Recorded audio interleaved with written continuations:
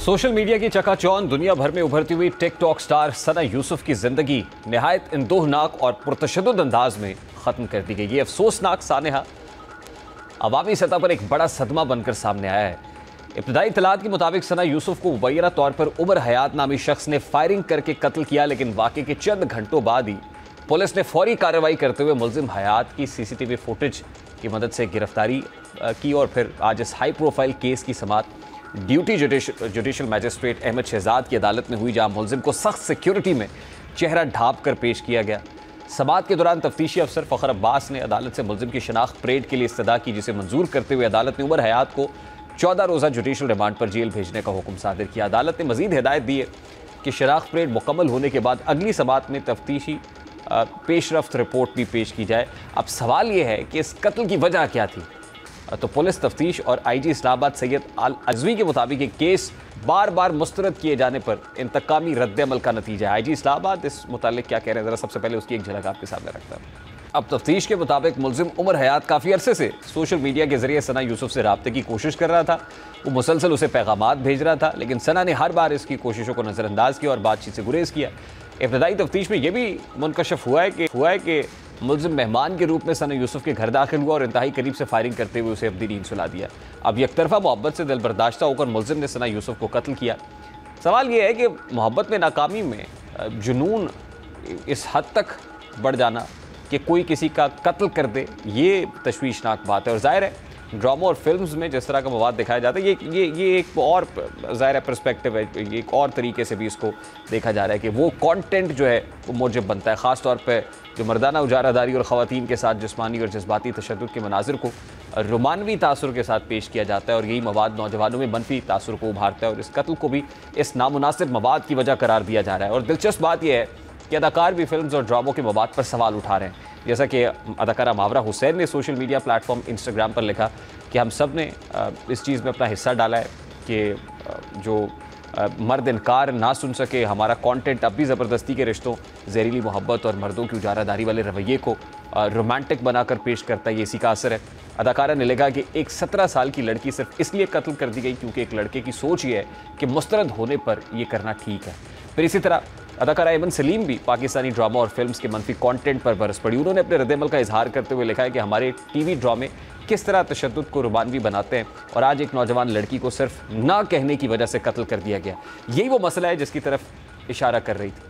उन्होंने मज़ीद देखा कि एक ऐसा कल्चर जो मोहब्बत के नाम पर काबू पाने को सही समझता है, वो लोगों में ये सोच पैदा करता है कि सब कुछ उनका हक है और यही सोच आगे जाकर तशद्दुद में बदल जाती है। फिर इसी तरह एमन सलीम का अपनी एक और तहरीर में रद्द-ए-अमल देते हुए कह रहा था कि बस बहुत हो गया। एक हालिया ड्रामे में जिस तरह से एक औरत को रस्सियों से बांधकर बदसलूकी की तस्वीर कशी की गई है और उसे रोमानवी या फिर बोल्ड अंदाज में दिखाया गया है, इसमें मैं बहुत परेशान हूँ। ये तफरीह नहीं है बल्कि ख़तरनाक कहानी है। अदाकारा ने यह भी लिखा कि ऐसे मनाजिर को मोहब्बत के तौर पर पेश करना ना सिर्फ गैर ज़िम्मेदाराना है बल्कि एक ऐसे माशरे में जहाँ पहले ही ख़वातीन को शादीशुदा पेदरशाही निज़ाम, जज्बाती और जिस्मानी तशद्दुद और फिर समाजी दबाव का सामना है, मीडिया का किरदार या तो इन जहरीली रवैयों को तक़वियत देता है या उन्हें चैलेंज करता है।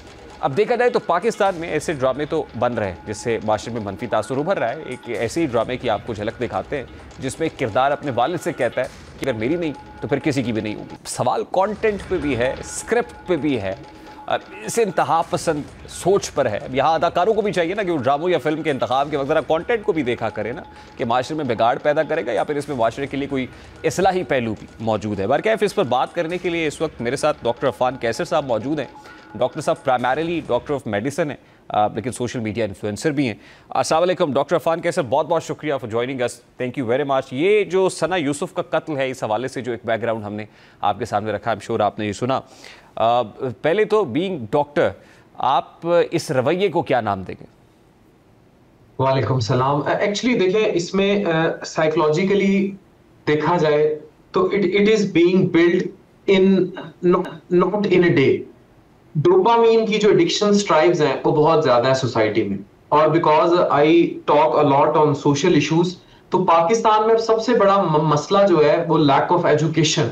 अच्छा, कोई ड्रामा, कोई फिल्म, अभी आपने इतने सारे ड्रामास के क्लिप दिखाए, और जैसे एनिमल मूवी भी एक इंडिया की थी जिसमें बहुत ज्यादा ये प्रोवोकेशन तो जरूर मौजूद है, लेकिन इंसानी जानवर को अब आर्टिफिशियल इंटेलिजेंस और ये सब कुछ आ गया है, उसको कंट्रोल करने के लिए जो मीडियम्स और मोड्स हैं उनमें सबसे बेस्ट मीडियम एजुकेशन और तरबियत। You can not stop all this by हम ड्रामास बंद कर दें या हम सोशल मीडिया का इस्तेमाल लोगों का बंद करा दें। ये man is an animal, proven animal, तो इसको टेम करना पड़ेगा और टेम करने का सबसे बेहतरीन तरीका एजुकेशन और इंटेलेक्ट है। यकीनी तौर पर इस तरह की चीजें प्रोवोकेशन का बाइस बनती हैं जो इस तरह के रवैयों को जन्म देती हैं, लेकिन जब तक हम लोगों को के अंदर शऊर नहीं लेकर आएंगे, एजुकेशन नहीं लेकर आएंगे, तब तक इस तरह के वाकयात होते रहेंगे।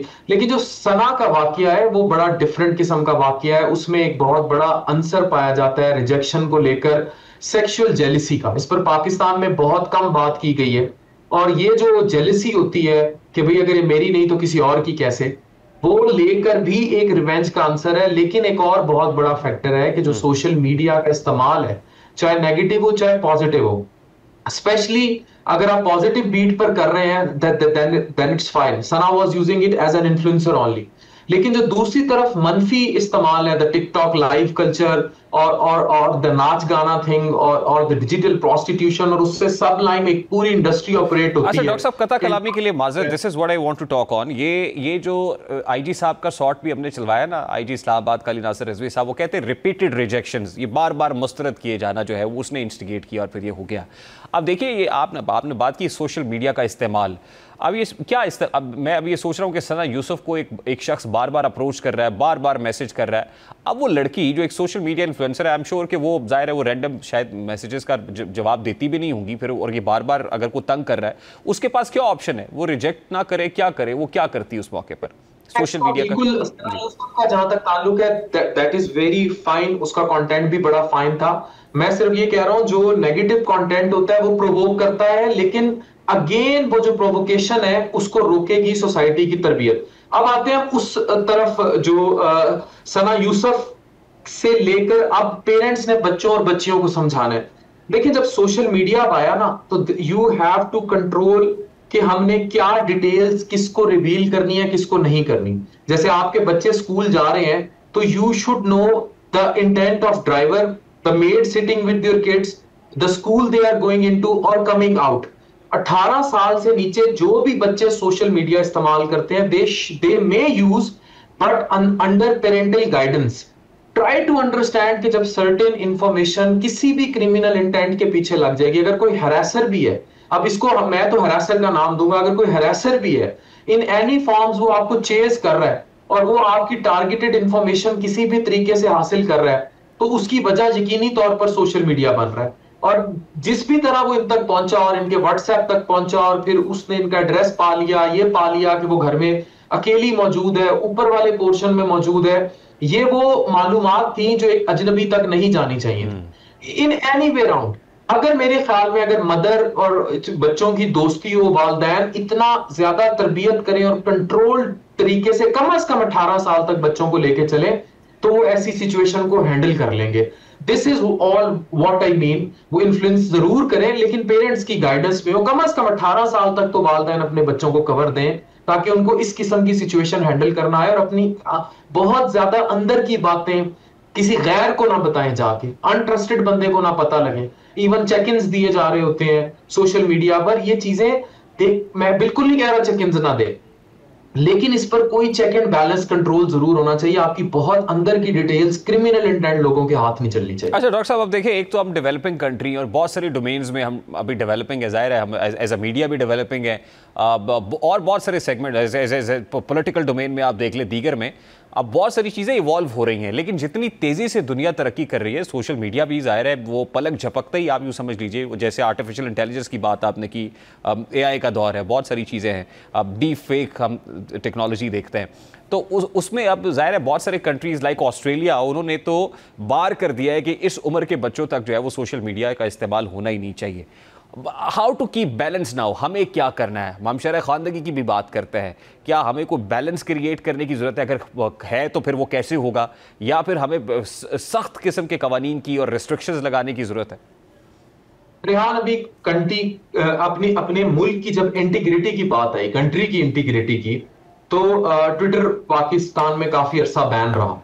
अब उसके बाद जाहिर है जब नजर आया कि इंडिया एक फॉल्स प्रोपेगेंडा से पाकिस्तान का नैरेटिव खराब करने की कोशिश कर रहा है, तो मोदी का जो प्रो टेरर नैरेटिव था पाकिस्तान के लिए, that was bashed and killed by Pakistani जवान जो भी सोशल मीडिया पे करते रहे। इसी तरह जब सोशल मीडिया अनकंट्रोल्ड जाएगा तो ये प्रॉब्लम होंगे। इसके लिए कानून साजी की जरूरत है। जैसे अभी आपने ऑस्ट्रेलिया का जिक्र किया, I can credibly tell you that in Canadian Parliament and in USA also some laws are under process. Even इस डाटा लीकेज पे चाइना से अमेरिका ने बकायदा टिकटॉक बैन भी किया था, तो और उसमें डाटा लीकेज भी इन्वॉल्व थी और ये सब कुछ इन्वॉल्व था और वो अपनी एप्स लेकर आए थे। सोशल मीडिया के लिए पाकिस्तान में कोई कानून साजी नहीं है। साइबर क्राइम का इदारा जो है वो नेशनल साइबर क्राइम तो बन गया, लेकिन जो उसका इंटेंट है एफआईए का या साइबर क्राइम का, उसमें यूथ इंगेजमेंट जो कि 64% आर अंडर 30s इन पाकिस्तान, वो बड़ी जरूरी है और उसके लिए कानून साजी होगी। स्पेशली जो अब कोई भी आप वाकया ले लें, कोई भी प्रोवोकेशन ले लें, उसमें बच्चों को इस तरह सजाएं भी हो जाती हैं क्योंकि वो चैनलाइज्ड हो जाते हैं, चाहे पॉलिटिकल रेडिकलाइजेशन हो चाहे कुछ भी और हो। यूथ को बिजी करना होगा, यूथ को प्रोडक्टिव करना होगा, ई कॉमर्स आईटी इंडस्ट्री को ग्रो करना होगा। सबसे बढ़ के 18 साल और उससे कम उम्र बच्चों को कानून साजी के जरिए टेम करना होगा। ये पिंडों देहातों से इंतहाई वल्गर किस्म के टिकटॉक्स जो घरों के अंदर बनते हैं, इससे घरों की प्राइवेसी बहुत ब्रीच होती है और ये क्रिमिनल लोगों को, और फिर पाकिस्तान में पॉवर्टी एक बहुत बड़ा क्वेश्चन है, मतलब गुर्बत, और इससे पैसा जुड़ा है डेफिनेट। डॉक्टर साहब बहुत बहुत शुक्रिया।